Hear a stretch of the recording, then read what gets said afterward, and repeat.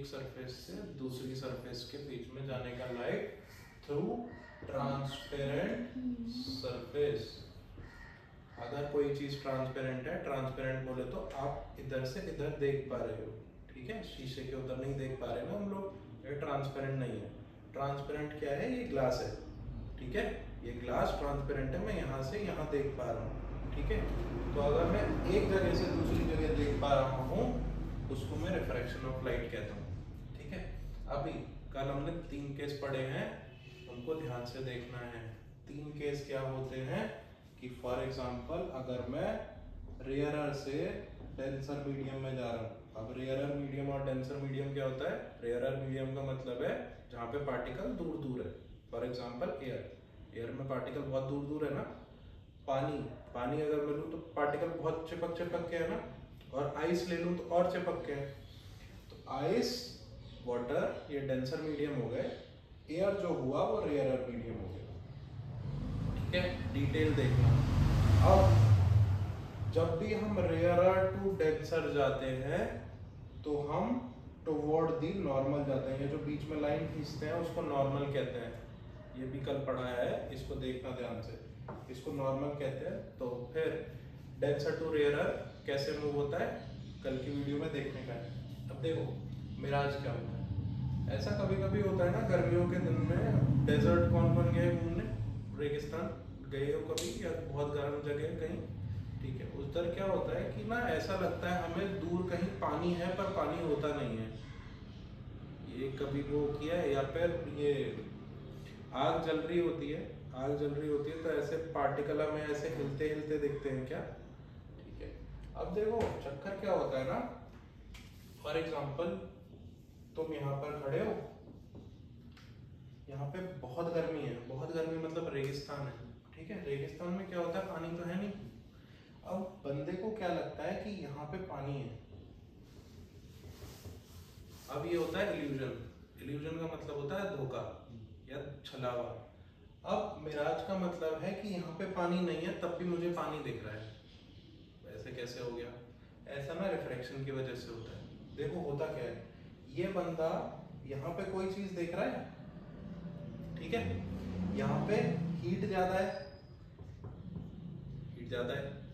Heat ज्यादा है तो डेंसिटी एयर की कम होगी ना। डेंसिटी बोले तो बस हवा में पानी, अभी यहाँ पे हवा में पानी ज्यादा है।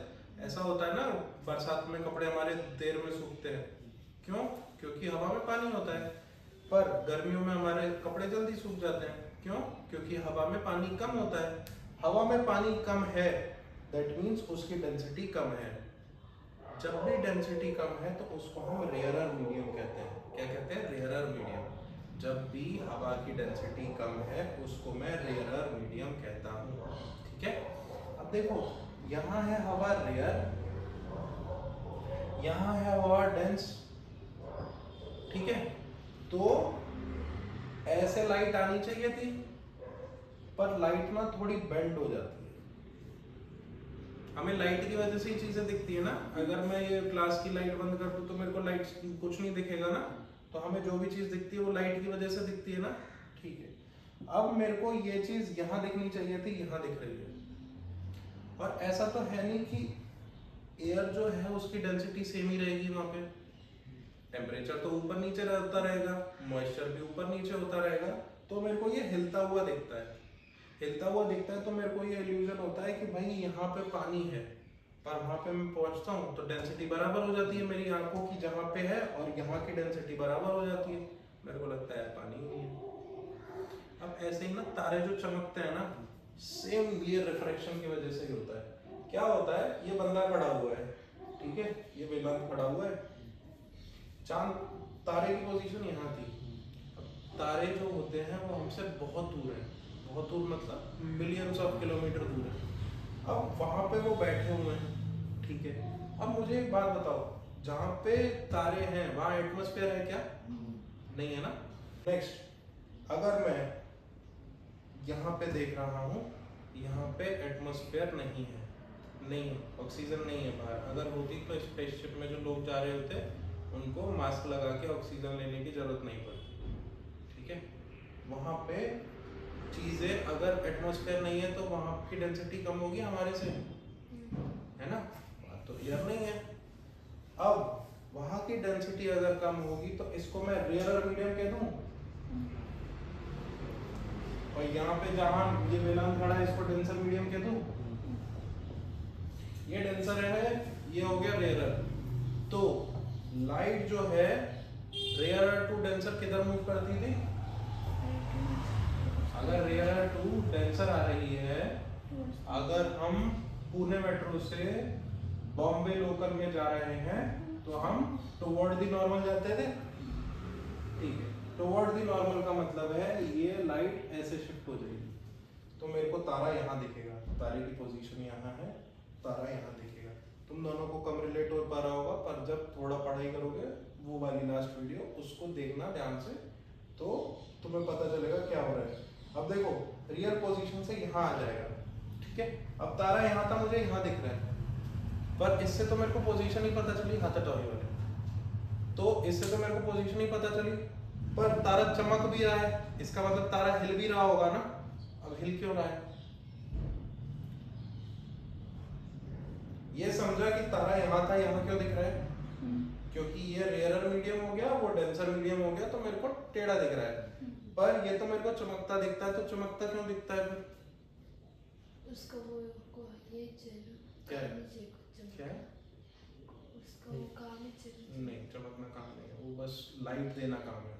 इसका काम लाइट देना है, इसका काम चमकना नहीं है। चमकना क्या होता है? ब्लिंक करना होता है। अच्छा वैसा बोल रहे हैं। हाँ, तो ये ब्लिंक क्यों करता है? सिंपल सी बात है, यहाँ पे जो बीच में एटमॉस्फेयर है वो क्या सेम रहेगा क्या हमेशा?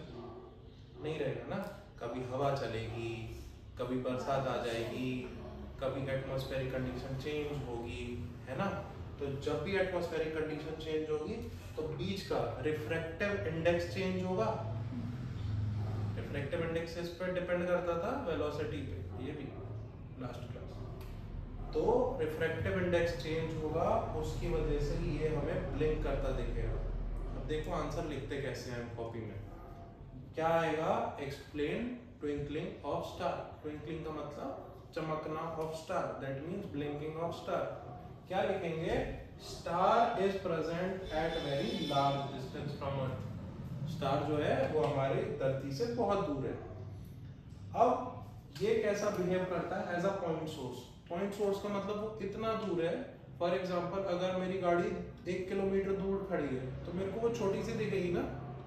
2 किलोमीटर दूर खड़ी होगी तो मेरे को एक डॉट ही दिखेगा ना बस, तो उसको हम कहते हैं पॉइंट सोर्स।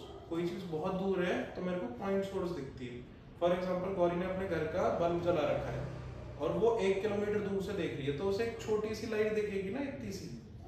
हमें एरोप्लेन जब जाता है ऊपर तो छोटी सी लाइट दिखती है ना, तो पॉइंट सोर्स ही होता है वो। तो ये इतना दूर है कि ये पॉइंट सोर्स की तरह बिहेव करेगा। अब density of air increases with lower height above the earth surface. अब देखो जैसे जैसे मैं अर्थ के पास आता गया, ये फॉर एग्जांपल ये अर्थ है, ये स्पेस है, मैं अर्थ के पास आता गया तो डेंसिटी बढ़ती जाएगी। डेंसिटी बढ़ती जाएगी तो रिफ्रैक्टिव इंडेक्स बढ़ता जाएगा। क्या बोल रहा हूँ मैं? अर्थ के पास में आता गया तो डेंसिटी बढ़ती गई, डेंसिटी बढ़ती गई तो उसका रिफ्रैक्टिव इंडेक्स बढ़ता गया, रिफ्रैक्टिव इंडेक्स बढ़ता गया, उसकी वजह से क्या होगा? रिफ्रैक्शन। क्या? रिफ्रैक्शन। रिफ्रैक्शन की वजह से मेरे को दिखेंगे स्टार्स ट्विंकल होते हुए, ठीक है। देखो यहाँ पे एक क्वेश्चन और आ सकता है, why planet do not twinkle?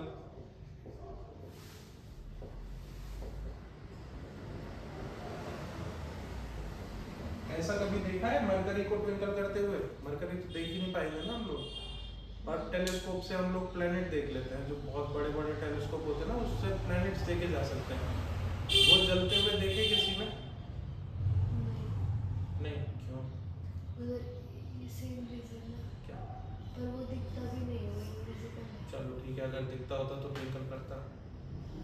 क्योंकि एटमॉस्फेयर देखो अब इसको लिखेंगे कैसे? सीधा लिखना होता था। पहली चीज, प्लैनेट ना कंपैरेबली बड़ा है,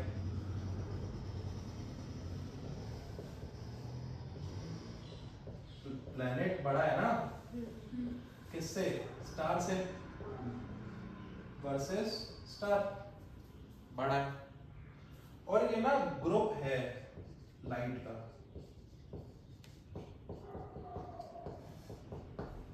फॉर एग्जाम्पल गौरी ने एक बल्ब जलाया था, 1 किलोमीटर दूर से देख रही थी, पॉइंट सोर्स दिख रहा था।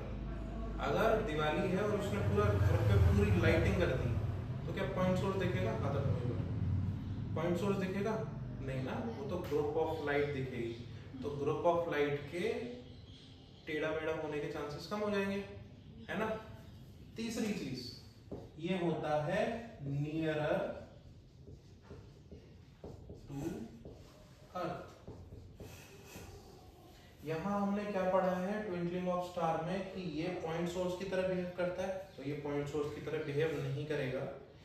ये बहुत दूर है अर्थ से, वो पास है अर्थ से, वो ग्रुप ऑफ लाइट दिखाता है, ये सिंगल लाइट दिखाता है। That is why planets do not twinkle. बस ठीक है, बहुत इजी सा कॉन्सेप्ट है, पर इसको लिख के ध्यान से आना है। ये क्वेश्चन बोर्ड्स में आ चुका है और ये मिराज 1 नंबर का आता है, ये 2 नंबर का आता है, ये 1 नंबर का आता है, और वो डिफरेंस कभी कभी 2 नंबर का आ जाता है, बट रेयर है। ठीक है, देखो बहुत इजी से क्वेश्चन है, एक ही फॉर्मूला है इस चैप्टर में। वो फॉर्मूला क्या कहता है, refractive index is equals to velocity of one first medium divide by velocity of second medium. अब ये अगर 1 2 आता है यहाँ पे तो इसको हम लिखते हैं 2 1।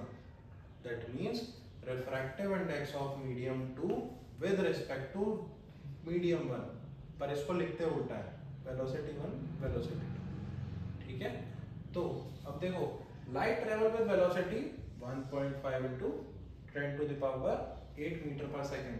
तो मेरा क्या बोल रखा है कि वेलोसिटी जो 1 है वो दे रखी है 1.5 into 10 to the power 8 metre पर सेकंड। ठीक है, in a medium on entering a second medium the light become 0.7। तो वेलोसिटी 2 दे रखी है मेरे को 0.75 into 10 to the power 8 metre पर second. What is the RI of second medium with respect to first? तो second with respect to first, तो formula क्या बन जाएगा, v1 upon v2 या v2 upon v1? v1 upon v2 ना। Simply solve कर दो, 1.5 divide by 0.75 into 10 to the power 8 upon 10 to the power 8। सीधा सीधा काट दो, 10 to the power 8 से मीटर वो भी कटेगा क्या? नहीं, यूनिट अभी नहीं कटेगा। यूनिट का बताता हूँ कि रिफ्रैक्टिव इंडेक्स की यूनिट क्या होती है। अच्छा पॉइंट दिया है, देखो 2 पॉइंट नीचे हैं, ऊपर एक ही पॉइंट था तो 0 लगा के 2 पॉइंट काट दिए। ठीक है, 75 बन जा 75, 75 2 जा 150। ठीक है, तो 2 आ गया।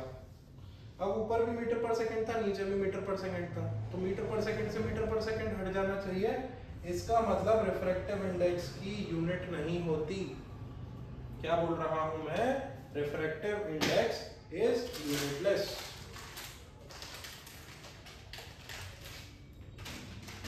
मोस्ट इंपॉर्टेंट, तो जब भी अगर आ जाए क्वेश्चन में कि what is the unit of refractive index, that is 0 0 या नल।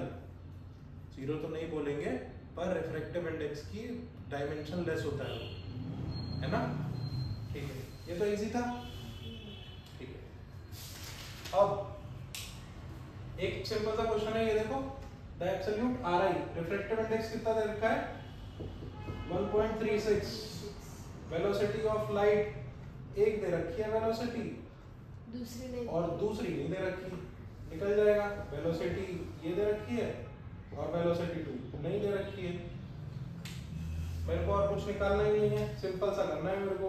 RI is equals to V1 upon V2। RI की वैल्यू 1.36 डाली मैंने, V1 की value 3 into 10 to the power 8, और इसकी वैल्यू मैंने क्या डाली, x डाल दी, या V2 डाल दो। ये इधर गया, ये नीचे गया। इसको सॉल्व कैसे करते हैं, इसको 1 ले लेते हैं, आपस में क्रॉस मल्टीप्लाई कर देते हैं। क्या हो जाता है V2 into 1.36 is equals to 3 into 10 to the power 8। ये आपका नीचे चला गया तो 3 into 10 to the power 8 upon 1.36। ठीक है, यहाँ तक कोई गड़बड़ नहीं ना। ये पॉइंट हटा 1 2 0 लग गए। ठीक है, एक पॉइंट हटता है ऊपर 0 लग जाते हैं, ऊपर 0 हटता है नीचे पॉइंट लग जाते हैं। अब इसको सॉल्व करा जा सकता है 136 डिवाइड बाय 300।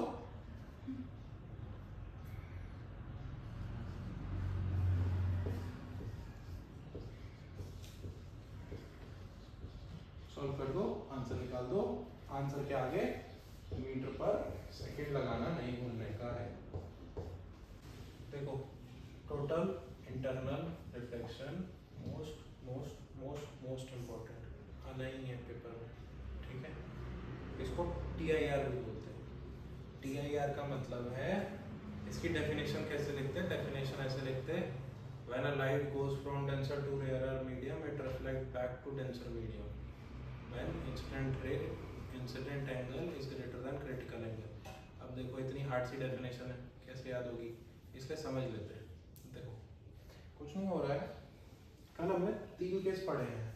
3 केस में, पहले केस में अगर हम रेयरर टू डेंसर जा रहे हैं तो हमारी जो रे होती है वो नॉर्मल की तरफ बेंड हो जाती है। ठीक है, अगर हम डेंसर से रेयरर की तरफ जा रहे हैं तो हमारी रे अवे बेंड हो जाती है। पर तीसरे केस में क्या होता है कि हम सीधा नॉर्मल से ही अंदर जा रहे हैं, तो अंदर जाके हम बाहर ही निकल जाते हैं और इसको हम कहते हैं नो रिफ्रैक्शन। क्या कहते हैं? No refraction. रिफ्रैक्शन होता ही नहीं इस केस में। जब अपन नॉर्मल से लाइट डालते हैं तो रिफ्रैक्शन होता ही नहीं, पास ही नहीं होता। अब देखो क्या हो रहा है, नॉर्मल से मैंने लाइट डाली, देखो पहले तो लाइट सोर्स यहाँ है, नीचे है, नीचे से लाइट ऊपर आई। अब ये जो नीचे और ऊपर क्या है, ये चीज है water that is denser medium, ऊपर वाली है रेयरर मीडियम। ठीक है,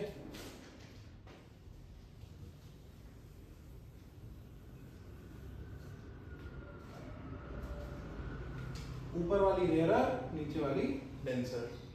अब डेंसर से रेयरर जा रही है। ठीक है, लाइट आई, ये नॉर्मल है। अभी हमने क्या देखा था, डेंसर टू रेयरर जा रही है, बॉम्बे लोकल से पूरे मेट्रो जा रही है, तो ये अवे फ्रॉम दी नॉर्मल जाएगी, क्योंकि सांस आने लग जाएगी ना, तो अवे फ्रॉम दी नॉर्मल जाएगी। ठीक है, अब क्या होता है कि ना, जब ये अवे फ्रॉम द नॉर्मल जा रही होती है तब ऐसा कुछ सीन होता है कि ये ना यहाँ से रिफ्लेक्ट भी होने लग जाती है, पर बहुत स्मॉल अमाउंट में होती है, इसलिए इसको पार्शियल रिफ्लेक्शन भी बोलते हैं। क्या बोलते हैं? Partial reflection. रिफ्लेक्शन का मतलब जिस मीडियम में जा रही है उसी मीडियम में वापस आ जाने का ना, पर ये पूरी तरह से नहीं होता।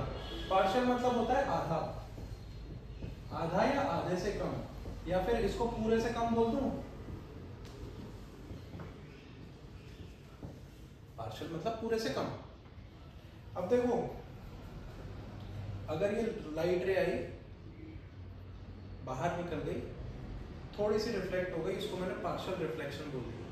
ठीक है, ऐसा भी तो हो सकता था कि मेरी लाइट आती और ये सरफेस की बाउंड्री पे चली जाती, ऐसा हो सकता था, ऐसा कोई इंसिडेंट एंगल हो सकता था।